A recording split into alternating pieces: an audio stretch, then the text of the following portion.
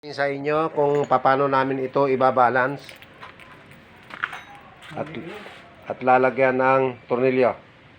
Baluktot na yata eh.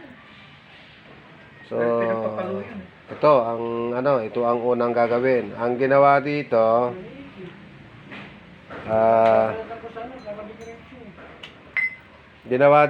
kinasting muna yung hub at saka yung blade. Nilinis. Pinapapalo. Minasinsyap yung bore diameter, yung gitna. Bago, ito na ang lumabas. So ito, magbabarena na.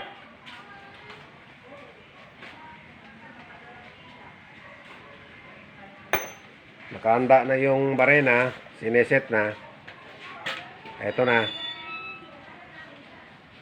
Para mabutasan. Ano to? Bawat blade, ang ilalagay na butas yan, tig-apat. Dalawa bawat side.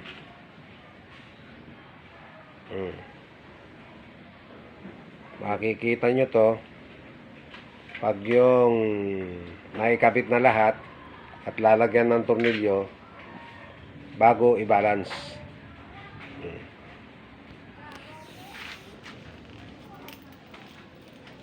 So ito, yan na yung kabuuan. Papakita ko sa inyo kung paano namin to binabalance. Ang balancing nito na ginagawa namin ay mano-mano lang. Ibig sabihin, manual lang. Sariling diskarte.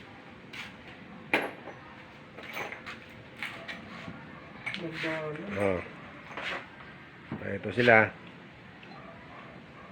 Wala pa yun.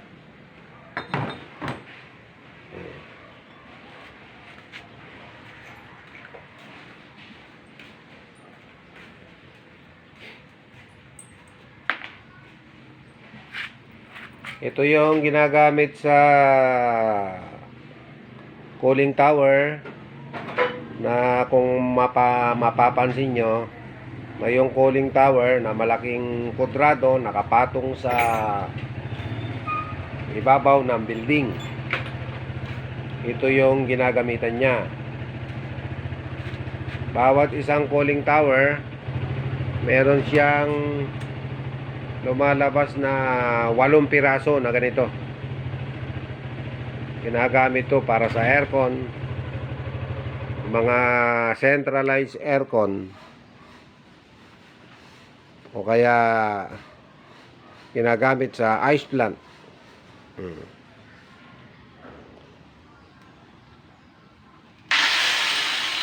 Ito, magsisimula na siya na magbutas. Mamaya ipapakita ko sa inyo kung paano bubutasan yan. Pero ito, naka-set na yan. Ang sukat ng bawat impeller, yung pagitan ay 27.5 inches. So, ready na ito.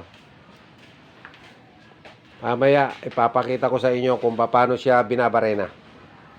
Para yung binabarena na hindi na siya magagalaw pa.